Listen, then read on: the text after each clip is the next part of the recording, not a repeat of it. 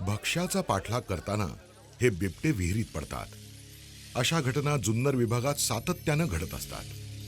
बिबटे कधी विहिरीत पडतात, कधी घरात अडकतात.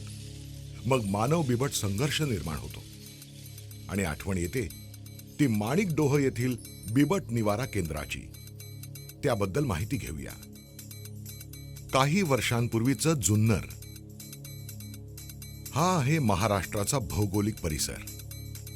हिरवागार डोंगर दऱ्यांचा, जंगलांचा हा विभाग जुन्नरचा, म्हणजेच बिबट्या आणि मनुष्य वस्तीचा. इथली जंगलाची जमीन, नैसर्गिक हवामान, उपलब्ध पाणी हा बिबट्याच्या रहिवासाचा भाग. इथले प्राणी जसं भेकर, सांबर हे त्याचं अन्न. पण गेल्या काही वर्षात महाराष्ट्रात आणि पर्यायानं जुन्नर विभागातही खूप भौगोलिक बदल होत गेले. इथली धरणं, त्यांची पाणलोट क्षेत्र यांनी सगळंच काही बदलत गेलं.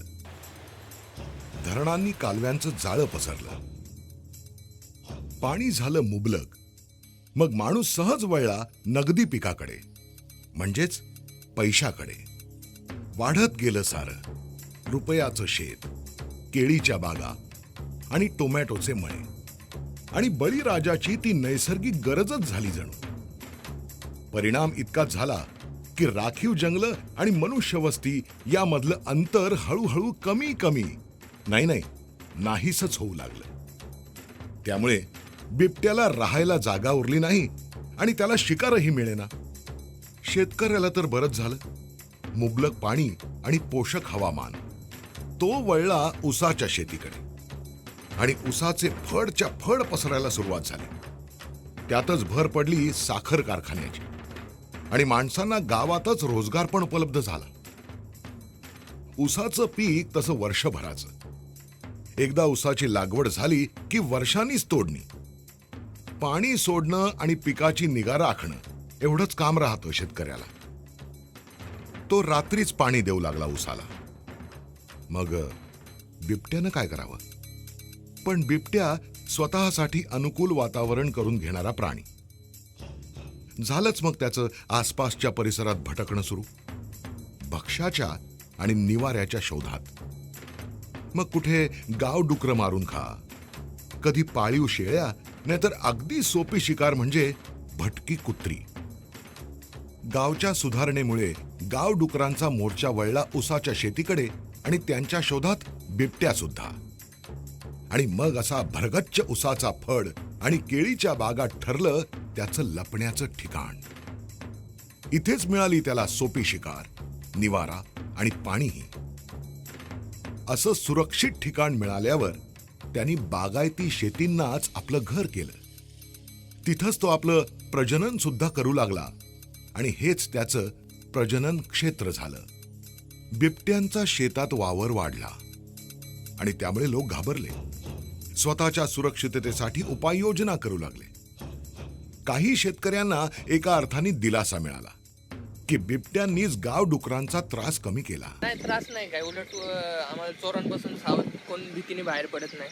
आणि रानडुकरं होती उसात, ते ऊस चावत होते, ती पण आता नाही दिसत होत. पाळीव जनावर बिबट्यांनी उचलून नेलं अशा अफवांनी ऊतच आला आणि बिबट्या जणू दुश्मनच ठरला. खरं तर बिबट्या हा नैसर्गिकरित्या यशस्वी शिकारी आहे, हल्लेखोर प्राणी नाही. मग वन विभाग यांनी गावकरी आणि सरपंच यांच्या सहाय्यानं जनजागृती अभियान आणि या समस्त संदर्भात सुरक्षा मोहिमा चालू केल्या. त्यामुळे हळूहळू लोकांना त्याचं महत्त्व समजू लागलं आणि बिबट्यावरचे हल्ले कमी होऊ लागले. या अभियानाअंतर्गत माणसावर होणाऱ्या बिबट्यांच्या हल्ल्यापासून कसा बचाव करावा, रात्री शेतीची निगा कशी राखावी, अशा अनेक गोष्टी सांगण्यात आल्या. हे बिबट रेस्क्यू सेंटर वन कर्मचारी, वन अधिकारी आणि तिथील स्थानिक जनता यांच्या वतीने आम्ही चालवत होतो. आता ही जॉईंट व्हेंचर आहे. SOS आणि फॉरेस्ट डिपार्टमेंट एकत्रित ते मॅनेज करतात. त्यामुळे SOS या संस्थेमुळे वनविभागावर पडलेला ताण कमी झालाय आणि अशा रीतीने हे चांगल्या रीतीने एक उदाहरण झालं की शासन आणि संस्था एकत्र आले तर कसं चांगलं काम होऊ शकतं.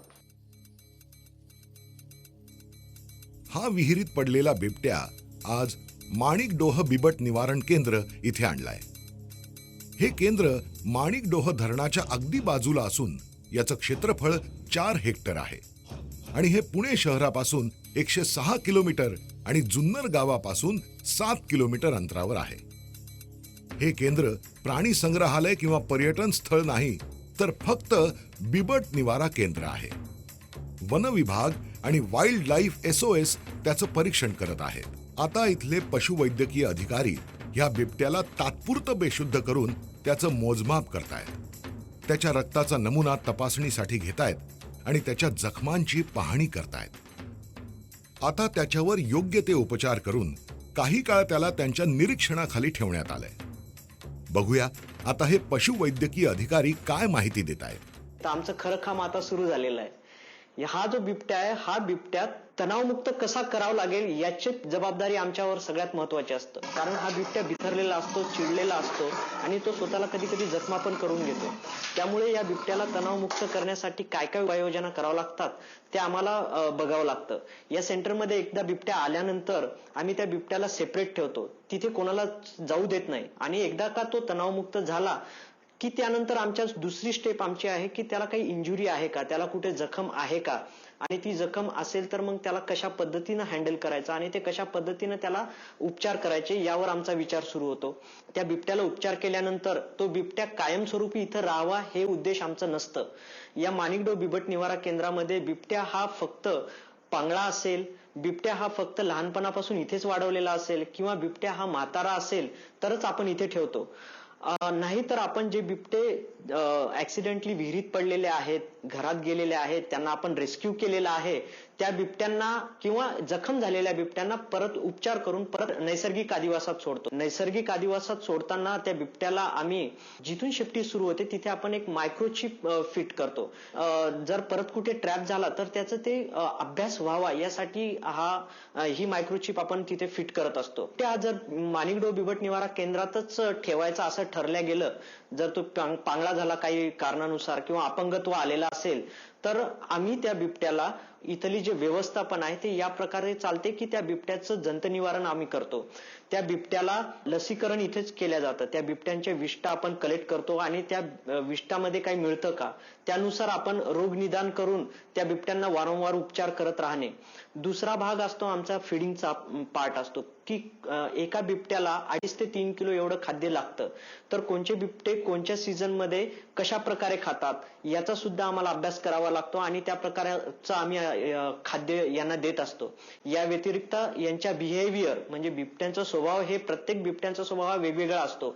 काही बिबटे हे चिडलेले असतात, काही बिबटे रागीट असतात, काही बिबटे शांत असतात, काही बिबटे लाजाळू सुद्धा असतात. तर त्यांचा अभ्यास करून त्या कोणत्या पिंजऱ्यामध्ये कोणाला ठेवायचं असतं या सगळ्यांचं नियोजन, यांचं सगळ्यांचं व्यवस्थापन आम्हाला इथं करावं लागतं. लेपर्ड एक प्राणी आहे जे खूप अडॅप्टेबल आहे. आधी पण अडॅप्टेबल होता, आता पण अडॅप्टेबल आहे आणि तो अडॅप्टेबल आहे म्हणूनच तो लोकांच्या वस्तीमध्ये जगू शकतो. लोकांना वाटतं की हे आमचा जागा आहे, मग वन्य प्राणी काय करतात आमच्या जागात. वन्य प्राणीला वाटतं की हे आमचा जागा आहे, हे लोक काय करतात तिथे, आणि दोघांना वाटतं की हे त्यांचं घर आहे. तर हे सिच्युएशन थोडं कॉम्प्लेक्स झालं. कोलॅबोरेशनमुळे फॉरेस्ट डिपार्टमेंटनी जागा दिलंय, खूप छान त्यांचा स्टाफ पण दिलंय आणि वाईल्ड लाईफ SOS त्यांना एक्सपिरियन्स आहे हे जानवर बघायचं.